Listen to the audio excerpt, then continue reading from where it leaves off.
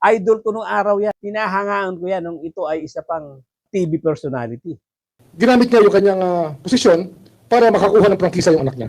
Hindi ako pangulo ng aking pamilya. Hindi ako pangulo ng aking kaibigan. Ako ay pangulo ng Pilipinas. Tayong lahat ay Pilipino. Pilipino sa diwa, Pilipino sa dugo. Hindi tayo magkakatunggali. Tayo ay magkakabigkis. Sa mga pang-aalipusta, hindi tayo matitinag. Sa manlulupig, hindi tayo pasisiin. Gaya nung sinasabi ko doon sa aking nakaraang episode, itong sinundan ito na sinasabi ko tayo dito sa Pilipinas ay tinutulungan na ng poong may kapal dito sa ating problema. Kumikilos na ang Panginoong Diyos para tulungan ang mga mamamayang Pilipino makaahon sa kahirapan. Itong kahirapan na to ay gawa rin ng mga tao. At karamihan dito ay mga politiko. At of course, bukod sa mga politiko, yung mga opisyal ng gobyerno na walang kabusugan. Wala silang kabusugan sa pagnanakaw. At ito nahirati sila. Doon sa nakaraang presidency, itong si Digong Duterte, anything goes sila. Walang nakikialam. Basta itong si Duterte, focus lang sa ginagawa niya. May mga sarili siyang pinagkakakitaan, may sarili siyang trabaho na ginagawa. Wala siyang pakialam sa mga tao niya. Kanya-kanya silang bulsa, kanya-kanya silang racket. Pinabayaan niya talaga. Siya mismo ang nagsabi na alam niya ang racket sa DPWH. Sinabi niya yan. Kwinento niya kung paano kumikita, paano gumagawa ng pera ang mga opisyal dyan. Pero ni isa, wala siyang kinasuhan. Nagsabi lang siya na gagawa niya ng ano yan, gagawa niya ng paraan yan at habulin niya yan. Pero wala nang sumunod na aksyon pagkatapos niya sabihin yan. Kaya itong mga opisyal, itong mga politiko na nakinabang doon sa panahon na siya ang presidente at naging mga opisyal din sila ng gobyerno ngayon. Mga naging senador at meron ding mga naging congressmen nitong panahon na to, sa panahon ng presidency nitong si PBBM. Nahirati sila sa laki ng kita na walang nakikialam sa kanila. Kaya ngayon, itong mga ito, wala na silang ginawa kundi batikusin itong presidency nitong si PBBM. Magtataka ka, nung walang ginagawa ang presidente tungkol dito sa korupsyon, ang iingay nila. Nung kumilos na, gumalaw na ang pag-iimbestiga ng gobyerno, lalong umiingay ang mga taong ito. Kasama na dyan itong sila Senator Cayetano, itong si La Marcoleta, itong sila Amy Marcos, at marami pang iba na magtataka ka na nakikita naman na kumikilos ang presidente, kumikilos ang gobyerno para habulin itong mga nagnakaw sa gobyerno, nagnakaw sa kaban ng bayan, lalong umingay ang mga taong ito. So ngayon, lumalabas kung bakit pala ang iingay ng mga taong ito, sila pala mismo ay natatakot na baka unti-unti ng papalapit sa kanila ang investigasyon. At gano'n na nga ang nangyari. At sa laki, sa lawak nitong korupsyon na pilit inaayos ngayon ng gobyerno, salamat dito kay Ombudsman Boying Rimulya. Salamat dito sa opisyalis ng ating DOJ. Salamat sa Sandigan Bayan na tumatanggap ng mga kaso. Umaabante na itong malaking problema na to papunta na sa solusyon. Na hindi nagawa ng paraan ni konti nung panahon ni Digong Duterte. Wala silang ginawa dito. Kaya nga sinabi ko nahirati itong mga opisyal, itong mga politiko na nakinabang nung panahon niya. Ang dahilan nga pala, kaya sila nag-iingay ngayon. Kaya sila nagmamadali na ituro itong si Martin Romualdez na mastermind. Gusto nila, gusto nila ay wag umabot sa kanila ang investigasyon. Kaya pala nila ginagawa ito. Pero siyempre, tayo naman, naiintindihan talaga natin kung gaano kabagal ang justice system sa atin. Kaya nga nagtataka ako sa mga abogadong ito. Itong sila Cayetano, itong sila magkapatid na Cayetano, itong si Marcoleta nung hindi pa nakakulong. Ang ingay-ingay ng mga taong yan. At itong sila Cayetano naman hanggang ngayon maingay pa. Itong si Amy Marcos, napakaingay. Itong sila Robin Padilla, napakaingay. Itong si Bongo, hindi masyado nag-iingay kasi alam niya, siya rin may problema na sa ICC. At any moment now, baka lumabas yung kanyang warrant of arrest. Ngayon, kung babalikan natin, yung sinasabi ko, bakit itong mga taong ito ang iingay, yun nga pala ang dahilan. Nagbabaka sakali sila na kung ipipin down nila si Martin Romualdez bilang mastermind, baka nga naman sa laki ng korupsyon na to, na iimbestigahan kay Martin Romualdez, nagbabaka sakali sila baka hindi na umabot sa kanila yung mga gagawing investigasyon. Pero nagtatrabaho ang ombudsman, nagtatrabaho sila Boying Rimulya ng systematic. Inuunti-unti talaga, iniisa-isa nila. At hindi po ganun kadali talaga yan. Ako naiintindihan ko yan. Sa dami ng mga taong involved sa korupsyon, sa lawak nung dapat imbestigahan, itong ginagawa nila, mabilis na nga ito. At of course, sinasabi ko nga, tumutulong na ang Diyos para masolve ito. At isang proof nga dyan, nasasabihin ko sa inyo ngayon. Sariwang-sariwa pa na nagkaroon ng press conference itong si Ombudsman Boying Rimulya. At ngayon, ibinalita niya ang mga bagong pumapasok na for preliminary investigation diyan sa ombudsman. Hindi naman makakarating yan sa PI, sa preliminary investigation, kung hindi talagang hot item na ito. Ibig sabihin, talagang may nakikita na silang mga ebidensya laban sa mga personalidad na ito. Itong congressman na contractor from Batangas na si Congressman Edwin Garjola. Napakaraming kasong ipapataw dito. Meron silang mga malversation at meron pa malamang-lamang meron ding plunder ito. Na napakaraming counts, napakarami. Itong si Garjola na to, ang balita, mas big time pa ito sa mga diskaya. So imagine niyo kung gaano kalaki ang napakinabang nito sa gobyerno. At ipapaalala ko lang sa inyo, itong si Garjola, yung pilit na inire-report nitong si Leandro Libiste na napakalaki at big time na contractor na sinasabi niyang mas malaki pa sa mga diskaya.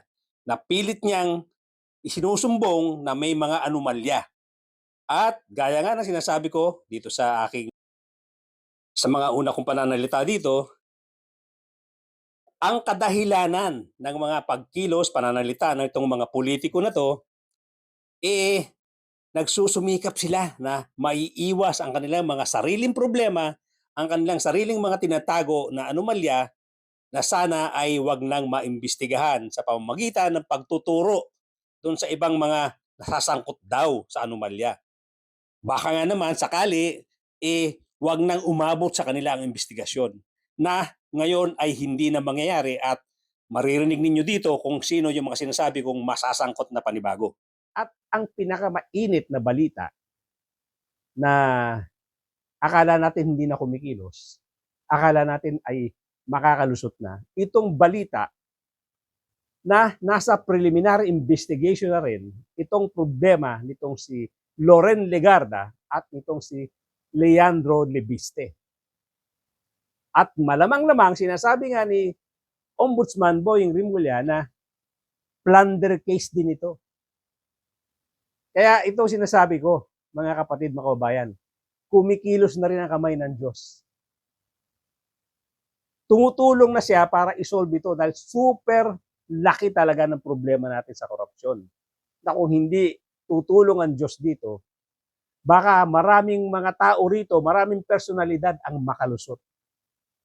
Kaya ipagpasalamat natin na ang Diyos ay tumutulong na, kumikilos lang kamay niya. At eto na nga, isipin nyo na lang, Loren Legarda. Idol ko nung araw yan.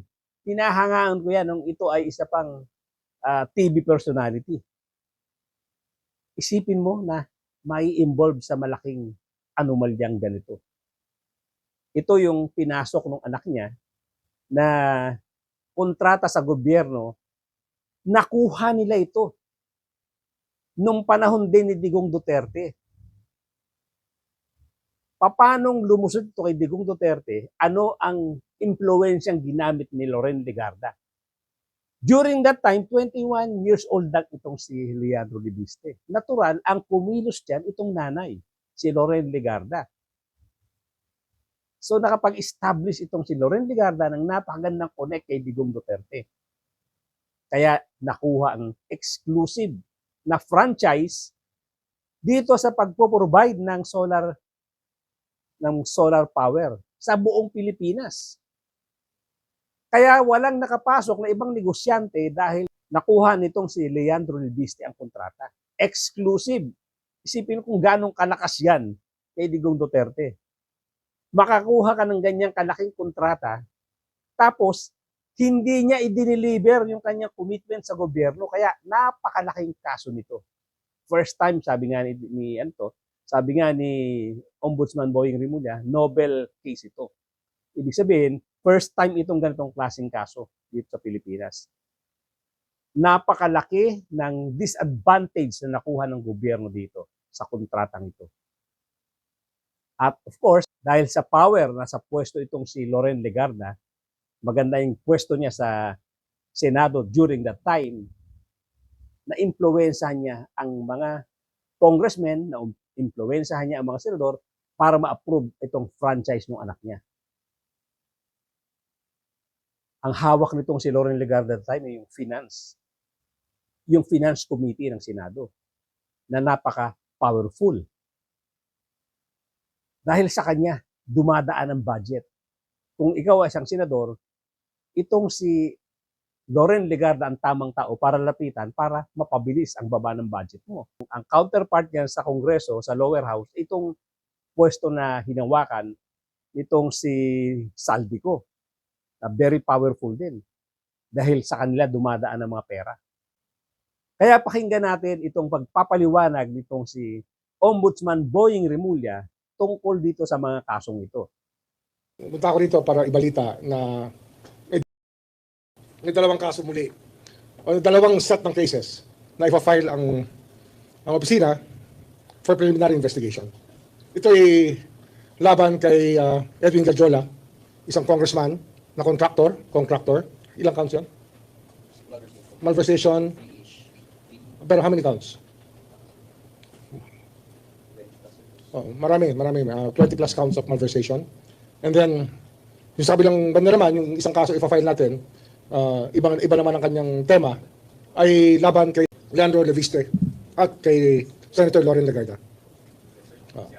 Leandro Leviste ang Senator, pat sa nanay niya, kay Senator Loren Legarda. For PI.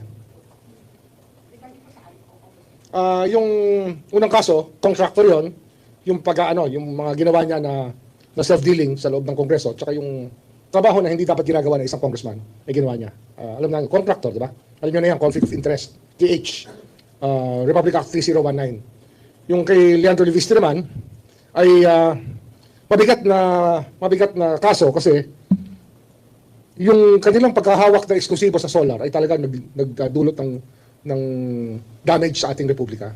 Sapagkat hindi naman sila tumupad sa kanilang dapat tuparin at hindi nila ginawa yung dapat nilang gawin at parang basta malinaw yung kaso na ang kanilang ginawa ay labag sa batas. At ang laki nang nawala sa ating mga Pilipino sa pagkakasalansan ng solar empire ni Leviste na ang nangyari naman ay binenta lang. Hindi naman talaga tumupad sa pagpapakuryente ng ating republika. Kasi kumuha sila ng exclusive service contracts na sa buong Pilipinas na sila lang ang maaaring mag-produce at gumamit at magbenta ng solar energy. na talagang taliwas naman sa batas ng Diyos. Kasi ang araw ay para sa lahat ng tao. Sila ngayon, parang sila ang naging nagmamayari ng araw, ng power ng araw, para to the detriment of others, to the exclusion of other Filipinos and other investors. Kay Loren,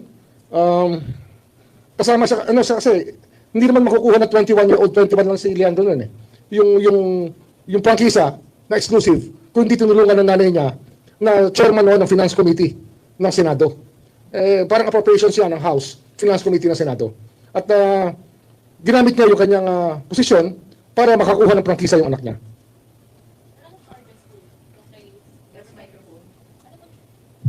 Evan Alvarez po, UNTV. Ano pong charges yung APPI po kay Senator Lauren and Representative Leandro? Plunder, tapos sa 3019, 3H, 3I, 3E. Conflict of interest is one of them. Ombudsman, good afternoon po. Isa Umali from DCWB. What if sabihin po ni Congressman Leviste na pinupolitika siya, kaya ngayon po ay siya isa sa ilalim Masusi namin pinag-aralan to kasi this is a very novel case. Hindi ito basta-bastang maiisip na dapat gawin. Pero pag pinag-aralan mo yung nangyari sa ating energy sector sa Pilipinas, talaga nag-suffer tayo sa ginawa nila. Kasi nga, nung buong mundo ay nagsosolar na, ang China at ang lahat ng buong mundo ay nagsosolar na, dito, kinuha nila yung exclusivity na solar.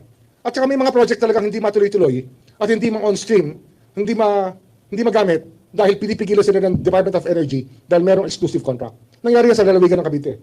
Nagkaroon kami ng isang 80-hectare solar field. 40 ba? 40 to 80 hectares sa loob ng EPSA na hindi nabigyan ng feed-in tariff, ng FIT, dahil may exclusive na ang itong exclusive franchise na dapat dumaan ka sa kanila para makagamit ka ng solar. Sipin nyo yun, para makagamit ka ng araw, magpapaalam ka sa kanila. Ombudsman, meron po tayong timeline for the filing of cases po. Thank Yeah, you. ito na. Napirmahan ko na yung information. Ay, yung 4PI, nandiyan yung information, sorry. Napirmahan ko na yung charge sheet para maano sa PI. Oo. At di ba meron tayong mga ghost projects na ditira. Dito, ghost electricity. Pangako nila magpo-produce sila ng kuryente. Pangako nila sa Philippine Energy Plan nakalimbag itong dapat production na gagawin ng solar. Pero hindi nila ginawa. Binenta lang, kumita lang ng pera, pero hindi nila ginawa. Itong solar na to, na dapat pinroduce at in-accomplish ni Leviste sa kanyang pagkakuha ng prangkisa, ay hindi, naging ghost electricity. Sir, Eric from Inquirer po. Just to clarify, yung plunder and graft po, both Legarda po and Leviste? Yes, both. Kaya kitang-kita rito na hindi na tayo pinababayaan ng Diyos. Awang-awa na ang Diyos sa atin. Sa sobrang paghihirap natin at ang mga nakikinabang, iilang tao lang. Isipin nyo, billions and trillions of pesos. Napupunta lang sa iilang bulsa ng mga politiko. Kaya awang-awa na ang Diyos sa atin. At ipagpasalamat natin kay Ombudsman Boying Remulla yung kanilang ginagawang matapat na paglilingkod para sa mga mamamayang Pilipino. Dahil alam naman ni Ombudsman Boying Remulla, hindi natin deserve ang ganito kahirap na buhay. Meron tayong sapat na pondo, meron tayong sapat na pera para guminhawa ang buhay, maging maayos ang serbisyo sa mamamayang Pilipino. Meron tayong sapat na budget dyan. Pero ang nangyayari, napupunta lang sa iilang tao, iilang politiko. Kaya, nagpasalamat natin na nagkakaroon ng magandang investigasyon na ganito. Na pilit, winawasak nila Senator Cayetano, itong magkapatid, Pia at Alan Peter Cayetano, at pilit winawasak ng iba pang mga politiko, nila Robin Padilla, at nitong si Marcoleta nung hindi pa nakakulong. Pilit nilang iginigiya yung investigasyon doon sa gusto nilang flow ng investigasyon dahil sila pala mismo ay magkakaroon din ng problema. Sila mismo ay may iniiwasang problema. At alam naman natin, itong si Alan Peter Cayetano ay tinuluyan na rin itong si Senator Ping Lacson. Yung pagdider niya kay Senator Ping Lacson, tinuluyan na siya. Yung mga dokumentong nakalap at nakuha nitong si Senator Ping Lacson, idineretso na sa ombudsman. Kaya't maaasahan din natin na hindi magtatagal, lalabas na rin ang kaso nitong si Alan Peter Cayetano. At alam din naman natin na nagka-problema na rin itong si Pia Cayetano. Yung kanyang pag-splice ng video. Pag-usapan na natin yan nakaraang aking episode. Pero itong karugtong ng episode tungkol kay Alan Peter Cayetano, gagawan pa rin natin ng bagong episode yan.